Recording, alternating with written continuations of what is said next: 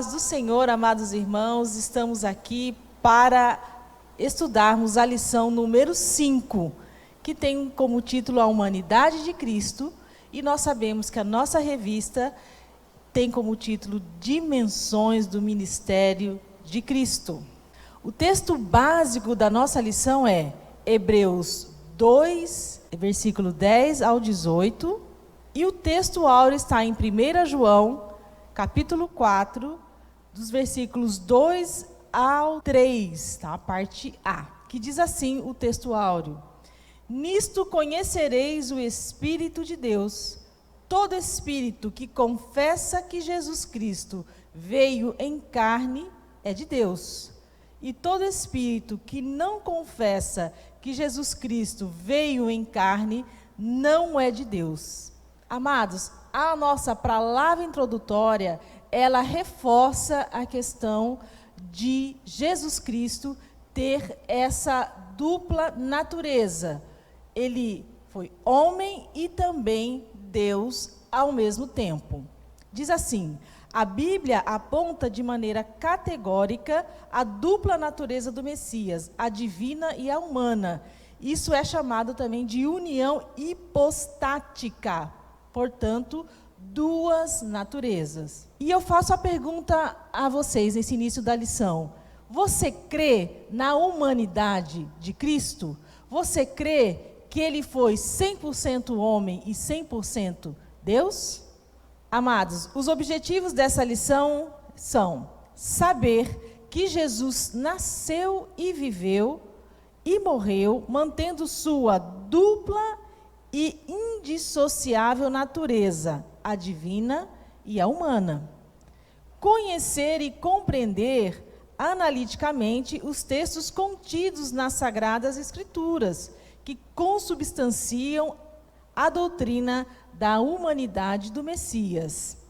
E também entender que o fato de Cristo ter se tornado homem traz em si encadeamentos doutrinários que se aplicam diretamente ao salvo. Então, nós vamos entender todas essas questões no decorrer da nossa lição 5. Vamos lá?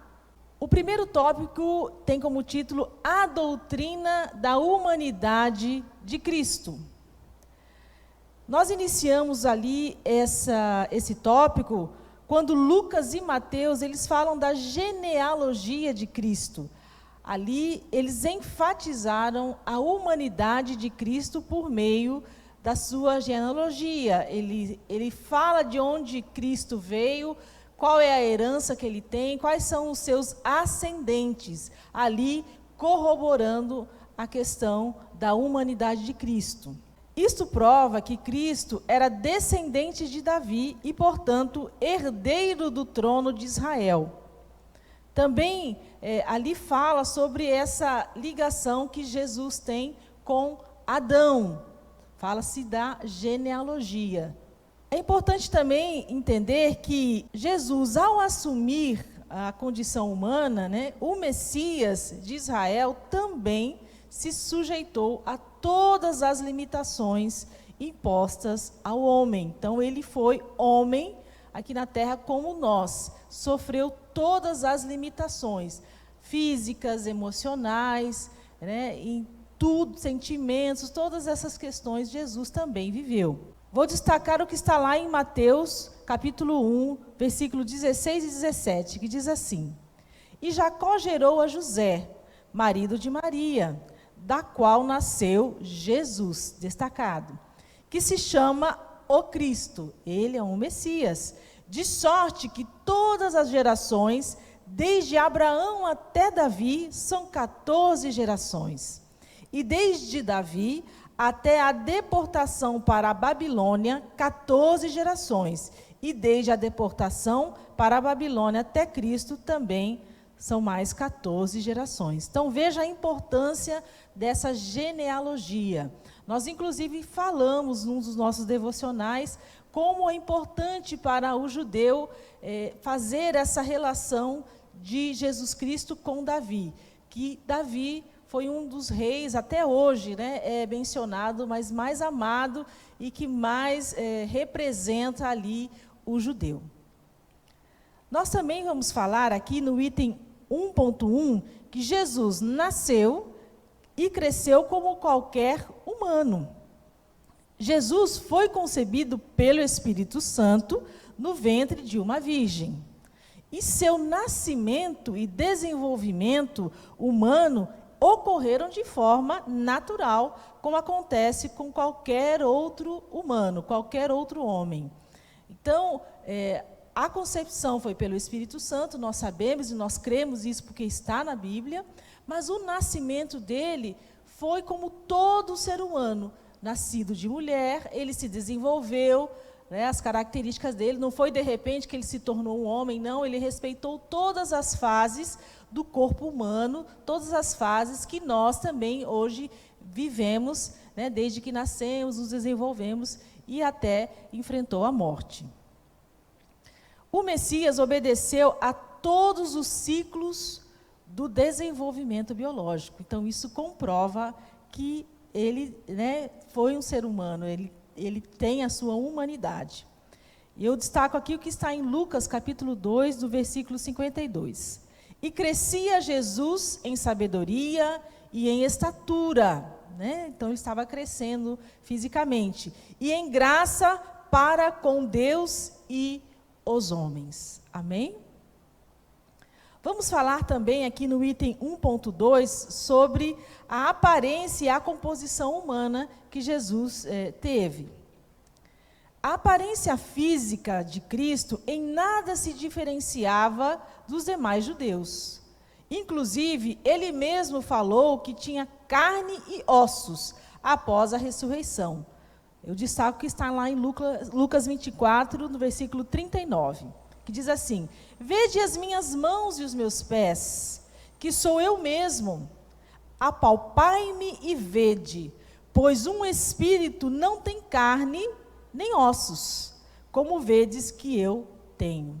Então, amados, também aqui reforça que mesmo na ressurreição, ele continuava sendo, né, o mesmo. Então, ele tinha essa composição física.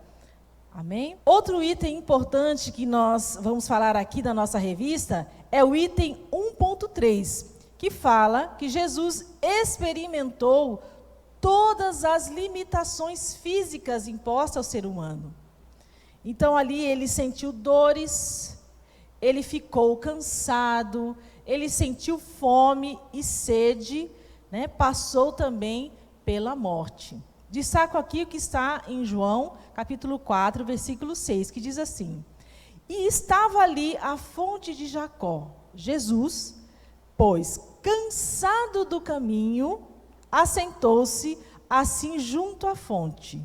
Era isso quase a hora sexta. Então, amados, em vários momentos na Bíblia, nós verificamos que Jesus viveu como nós vivemos. Sentiu cansaço, sentiu fome, sentiu dores, sentiu emoções. Então, isso comprova, reforça a questão da humanidade de Cristo, essa doutrina da humanidade. Outro item importante é o item 1.4, fala também que Jesus experienciou emoções humanas. Cristo revelou características emocionais típicas de qualquer ser humano. Sentiu tristeza, chorou no túmulo de Lázaro, ficou indignado com o comércio no templo, etc. Então, nós temos vários momentos na Bíblia que comprovam que Jesus sentiu essas emoções como nós sentimos, como ser humano. E eu destaco para vocês o que está em João, capítulo 11, do versículo 33 ao 35, que diz assim: Jesus, pois, viu-a chorar, e também chorando os judeus que com ela vinham, moveu-se muito em espírito e perturbou-se. E disse: onde o puseste? Falando de Lázaro. Disseram-lhe: Senhor, vem e vê. E Jesus chorou. aqui Jesus sabia muito bem o que ele ia fazer, né? Ressuscitar Lázaro, mas ele ficou compadecido, ele teve compaixão aos judeus que estavam ali, e a família de Lázaro, né? As irmãs de Lázaro, que estavam ali chorando com muita dor. Então ele se compadeceu, ele teve essa compaixão e se entristeceu e também chorou junto com esses irmãos. Então ele é aqui demonstrando que essa natureza humana dele ficou muito evidente neste momento, né, de Lázaro aqui, da ressurreição de Lázaro. Outro ponto está lá no item 1.5. Tudo que nós falamos até aqui, amados, demonstra que Jesus realmente foi um ser humano. Porém, existem doutrinas que já foram refutadas, já foram afastadas, mas que, por isso a importância de nós falarmos sobre a humanidade de Cristo. Então, amados, dentro dessas doutrinas, nós aqui iniciamos com agnosticismo. Eles não negavam diretamente que Jesus foi um ser humano que passou pela Terra, mas eles relativizam, eles dizem assim, pode ser e pode não ser. Eles não afirmavam. E toda vez que nós sabemos que tem dúvida, né, ou a pessoa fica ali em cima do muro, é porque elas não têm essa certeza, não têm algo firmado. E nós aqui, pela Bíblia, nós entendemos sim, e nós reconhecemos que Jesus foi humano sim. Não vamos relativizar, não vamos dizer que sim ou que não, ou depende da situação. Nós temos certeza que ele foi sim um ser humano. Outra doutrina que é contrária a essa doutrina da humanidade de Cristo é o gnosticismo. E o gnosticismo, apesar de não falar diretamente sobre isso, mas ele diz assim, que, resumindo, não é? A salvação tem relação com o conhecimento e o saber.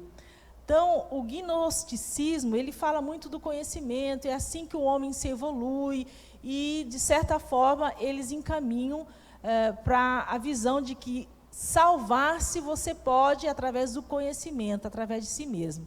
E nós sabemos, e nós entendemos que quem é o nosso único e suficiente Salvador é Jesus Cristo.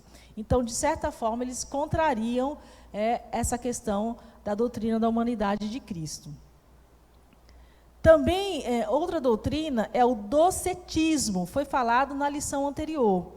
Para eles, Cristo não possuía um corpo humano no sentido real, mas seria uma espécie de fantasma ou de espírito. Então, algo muito, digamos ali, místico. E nós sabemos que isso não é verdadeiro. Tanto é que, como nós acabamos de ler, Jesus fala, mesmo após a ressurreição, ele falou, eu estou ressurreto e você pode ver nas minhas mãos. Né? Espírito não tem nem carne e nem osso. Então, ele teve um corpo físico. Outra doutrina é o monofismo. O monofismo acreditavam, então, as pessoas que seguiam o monofismo acreditavam em apenas uma natureza, de certa forma, mista de Cristo. Né? Eles diziam que não era nem divina e nem humana. Então, era como se fosse ali uma mescla dessas duas naturezas. E nós falamos desde o início dessa lição que Jesus tem essa dupla natureza. Homem, né, de ser humano e divina. Então, de certa forma aqui, o mofismo, apesar de não negar, essa interpretação está equivocada. E aqui a outra doutrina, a última aqui que a nossa revista nos traz, é o apolinarismo. Nós falamos disso em um dos nossos devocionais. Quem defendia isso era um bispo Apolinário, e ele entendia, e os seus seguidores, que Jesus não tinha uma alma. Tá? Negaram a existência de uma alma na constituição humana de Cristo, sendo essa substituída por uma forma espiritualizada e glorificada de humanidade. Então, aqui, Apolinário defendia que Jesus não tinha essa alma. E nós sabemos, amados, por o ser humano ser completo, ele tem, né, 3 partes, digamos assim: corpo, alma e espírito. E nós vemos aqui no decorrer, no item 1, que Jesus teve sentimentos. E a alma é esse lugar que a gente tem esses sentimentos, essas ansiedades, essas angústias. Então, ao falar nisso, Apolinário dizia, não, ele não tem uma alma, é algo meio, digamos ali, assim, místico também. E nós entendemos que não. Jesus foi 100% homem, então, portanto, teve corpo físico, alma e espírito, como nós temos, e ele também tem a natureza divina, né? Então, ele também era Deus nesse momento que ele andou conosco aqui na Terra. Amém? Então, essas doutrinas foram combatidas e nós cremos no que está na Bíblia. Vamos, então, para o item 2, que fala da prova da humanidade de Cristo nas Escrituras Sagradas. Ali na nossa revista está destacado o que está no livro dos começos, que é Gênesis, também no livro do profeta Isaías, nas cartas de Paulo, nos escritos de João, nos eventos do ministério de Cristo. Em destaque, nós teremos aqui do profeta Isaías, no capítulo 9, versículo 6, que diz assim: porque um menino nos nasceu, então nasceu uma criança, um filho se nos deu, e o principado está sobre os seus ombros, e se chamará o seu nome, Maravilhoso, Conselheiro, Deus Forte, Pai da Eternidade, Príncipe da Paz. Então aqui, amados, fala que Jesus foi menino, então ele nasceu como uma criança, e nós já falamos ali que ele se desenvolveu como qualquer ser humano. Outra passagem de destaque está lá em Gálatas 4, versículo 4 e 5, que diz assim: mas vindo a plenitude dos tempos, Deus enviou seu Filho, nascido de mulher, nascido sob a lei, para remir os que estavam debaixo da lei, a fim de recebermos a adoção dos filhos. Amados, que passagem poderosa! Olha aqui quando ele diz, nascido de mulher. Então, Deus enviou o seu Filho, nós cremos nisso, e está dizendo muito claro, nascido de mulher, então, se fez ali ser humano. E como é importante, ao final, quando aqui em Gálatas diz, para remir os que estavam debaixo da lei, a fim de recebermos a adoção de filhos. Então, aqui está muito claro que nós fomos ali adotados por Deus como filhos através do que Jesus fez na cruz. Então, ali nós estamos remidos, nossos pecados foram remidos por Ele. Olha a importância da vinda dEle como ser humano neste plano maravilhoso de Deus para as nossas vidas. Então, agora, vamos falar das implicações da humanidade de Cristo para as nossas vidas. Como foi importante essa vinda dele como ser humano e como isso nos afeta. Vamos lá? Para ser o redentor da humanidade, Cristo precisou vir como homem e assumiu todas as paixões e fraquezas humanas. Então, nós precisávamos ter essa relação, né? Nós precisávamos ter Cristo ali vivendo todas as dificuldades e paixões para que Ele pudesse ali ser o nosso Redentor e alguém que nós possamos nos guiar, né? O nosso caminho. Então, vamos entender isso? A humanidade de Cristo implica Ele ser o único e suficiente Salvador. Somente o Redentor pode conduzir aqueles que o receberam pela fé à glória prometida. É o que está lá em Hebreus, capítulo 2, no versículo 10. A salvação em Cristo, isso também é uma das implicações. Então, através da salvação de Cristo, o que nos separou, digamos, da natureza adâmica, então tudo que foi feito lá, a questão do pecado, e da dedicação do salvo a Deus.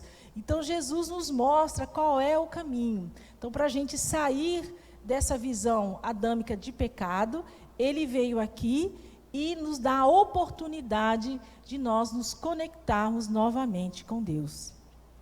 Participar também do corpo de Cristo. aqueles que participam da natureza de Cristo e para Ele vivem. Então, se nós cremos em Cristo, nós participamos. Então, nós sabemos que toda a ceia nós fazemos essa celebração.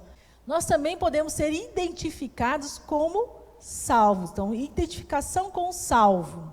Jesus nasceu como humano, se fez carne e sangue, e sua morte cancelou nossa dívida e destruiu definitivamente os planos do diabo.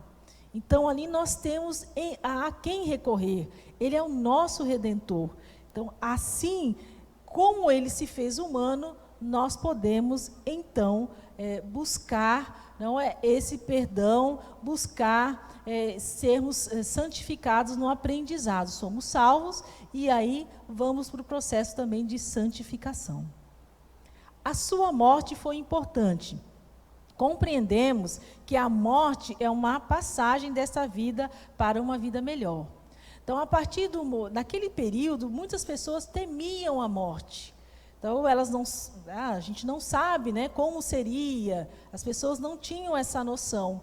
Cada religião ou cada doutrina pensava de uma forma. Mas, através de Jesus Cristo, nós compreendemos que nós estamos aqui por um período e que a morte é uma passagem para uma vida melhor. Nós cremos que existe uma vida eterna.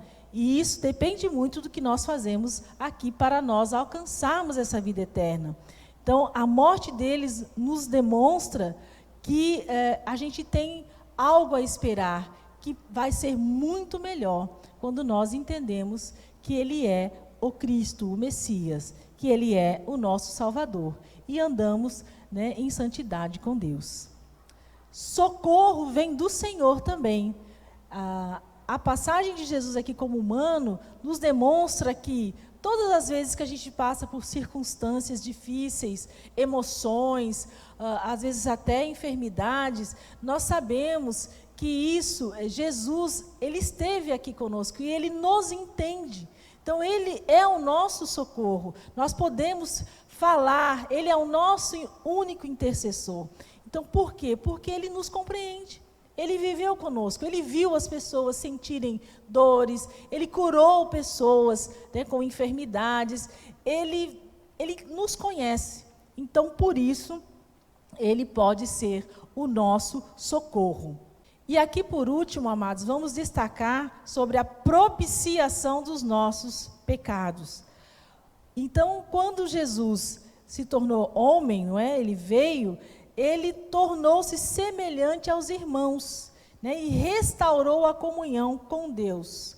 É o que nós já falamos. E o que está lá em Hebreus, capítulo 2, versículo 17.